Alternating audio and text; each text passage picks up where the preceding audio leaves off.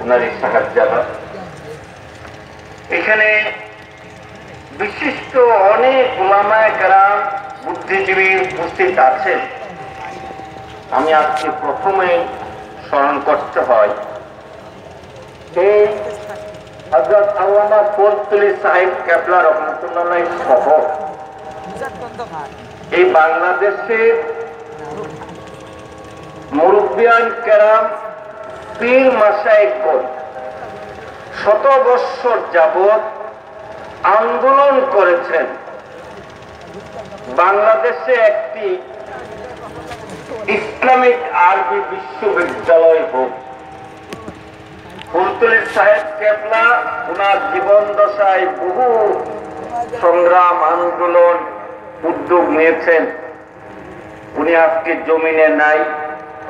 ওনার সেই স্বপ্ন বর্তমান সরকারের মাননীয় প্রধানমন্ত্রী শেখ হাসিনা সেই ইসলামিক আরবি বিশ্ববিদ্যালয় করে দিয়েছেন। আর সেই বিশ্ববিদ্যালয়ের vice chancellor professor doctor Ahsanullah সাহেব এখানে অতিথি হিসেবে এখানে এসেছেন। আমি শুধু ওনাকে অনুরোধ করব, আপনি দয়া করে যাওয়ার সময় সাহেব কেবলার মাজারের পাশে দাঁড়িয়ে ওনাকে একটু সালাম দিয়ে বলে দেন যে আপনার স্বপ্ন মাননীয় প্রধানমন্ত্রী শেখ হাসিনা পূরণ করেছে। আপনার প্রতি আমরা কৃতজ্ঞতা জানাচ্ছি।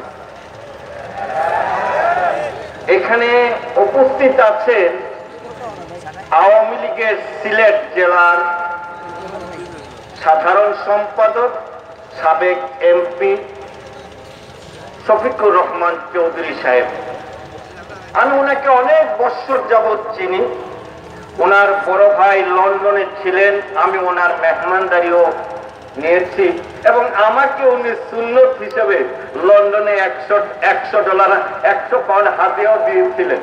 আপনাদের সিলেটবাসীর জানা যায়। সেই শফিকুর রহমান চৌধুরী সাহেব শুধু রাজনীতি করেন না, উনি একজন অলিয়া ভক্ত। এরকম মাহফিল পাইলে সেখানে যান। তাছাড়া অ্যাডভোকেট রকিব সাহেব সহ অনেক মুরব্বিয়ান কেরাম এখানে আছেন। সুধীজন, আসসালামু আলাইকুম ওয়া রাহমাতুল্লাহি ওয়া বারাকাতুহু। আমি আজকে প্রথমেই স্মরণ করছি ভারতবর্ষ এই হিন্দুর মূল্য বৌদ্ধর মূল্য। 1400 বছর আগে তো মুসলমান ছিল না।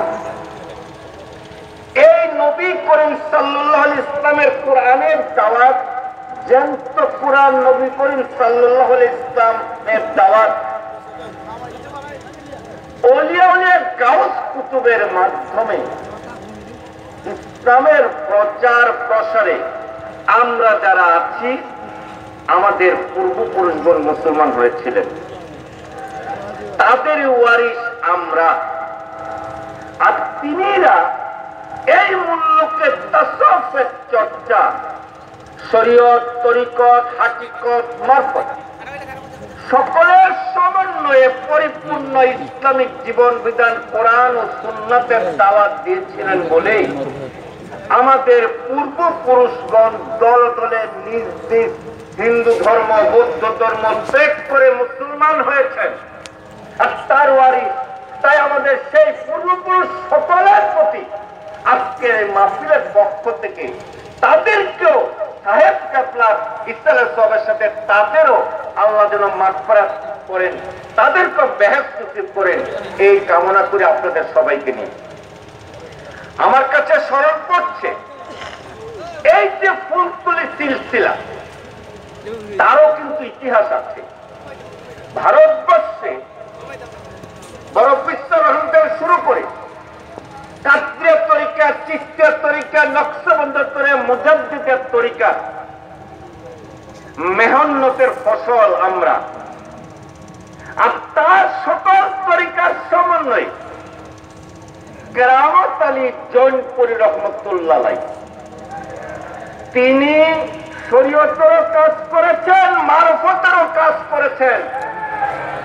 তার মেহনতে ভারতবর্ষের ইংরেজ আমলে মানুষ শিক্ষার অভাবে শরীয়তের লেবাস যখন প্রায় অনেকটা কমে গিয়েছিল, এই বৈশাখ মাসে কলা গাছ লাগাইয়া মাছ ব্যাপার অনেকটা পূজা টুজার ধরনের কিছু কার্যক্রমে সম্পৃক্ত হয়েছিল। সেই কেরামত আলী জৌনপুরে এই বাংলার মানুষকে শরীয়তের লেবাস পরাইতে। আজকে আপনাদের মাথায় যে টুপি, এই শরীরের যে শরীয়তের লেবাস লুঙ্গি পায়জামা, এর মধ্যে কেরামত আলী জৌনপুর রহমতুল্লাহের অবদান। তাই আমি তিনিকে আমাদেরকে যে দিনের শরীয়তের লেবাসের সাথে তাসাউফের চর্চা শিখিয়েছেন, সেই জন্যই ওনার আত্মার মাগফিরাতের জন্য আমি আপনাদেরকে আল্লাহর কাছে দোয়া করি। ওনারই ছেলে বাংলার জমিনে এখনো আছেন, সেই ঢাকা, যাকে চকবাজার হাফিজ হুজুরের মাজার বলা হয়। তিনি একজন আল্লাহর ওলি ছিলেন, শরীয়তের উপর মেহনত করেছেন, মারিফতের উপর মেহনত করেছেন। তিনিই খলিফা ছিলেন সেই বদরপুর সিলসিলা, তারই শাখা এই আজকের ফুলতুলি। আমার কাছে স্মরণ পড়ছে হাফেজ আহমেদ সাহেব রহমতুল্লাহ আলাইহি একবার ঢাকা বরগঙ্গা নদীতে প্রলয়ঙ্করী ঝড় হয়েছিল। উনি রাগের চোটে বলেছিলেন, যখন ঝড়ে এই হাজার হাজার নৌকা ডুবে গেছে, উনি রাগে বলেছিলেন আমার নৌকা ডুবতে পারে না, কারণ আমার পয়সার মধ্যে হারাম নাই। আল্লাহর কি হুকুম, দেখা গেল কি যে উনার নৌকা সে ঝড়ে ডুবে নেয়। ডোবাটা বিচিত্র কিছু ছিল না, কিন্তু আল্লাহর ওলিদের জবান আল্লাহ কবুল করে থাকে। সেই হাফেজ সাহেব রহমতুল্লাহ আলাইহি তার ওফাতে 3 দিন আগে তিনি নারিন্দার মুশরিকলার দরবারে গিয়েছিলেন। তিনি বলেছিলেন নারিন্দার মুশরিকলা হযরত কেবলা রহমতুল্লাহ আলাইহিকে যে আমার ইচ্ছা বাবাজান রংপুরে আছে, আমি ওনার পাশে চলে যাই। কিন্তু মুশরিকলা হযরত কেবলা ওনাকে বলেছিলেন যে কেরামতের জৌনপুরি হেদায়েত লাইট, সেখানে মোমবাতি যাওয়ার দরকার নাই। তারপরে উনি বুঝতে পারছে যে ওনাকে সেখানে যাওয়াটা ঠিক হবে না। ঢাকা কোটি লোকের দরবার, কোটি কোটি, প্রায় 1.5 থেকে 2 কোটি লোক বাস করে। উনার মতো একজন আল্লাহর ওলিকে ঢাকা শহরের, কারণ শহর বন্দর ওলিয়া উলিয়া গাউস কুতুব ছাড়া আবাদ হয় না। আর তাই তিনি তার 3 দিন পরে তিনি ওফাত হন এবং ওনার মসজিদে ওনাকে দাফন করা হয়।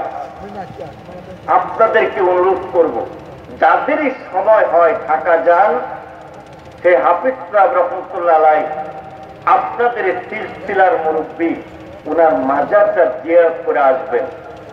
যদি সম্ভব হয়, আমি নারিন্দার পিসা হুজুরকে দেখেছি, যখনই রংপুর দিকে যান বা আমরা কখনো যাই, বলে কেরামত আলী জৌনপুরের মাজারটা একটু জিয়ারত করে আসবেন, আমার পক্ষ থেকে সালাম দিয়ে আসবেন।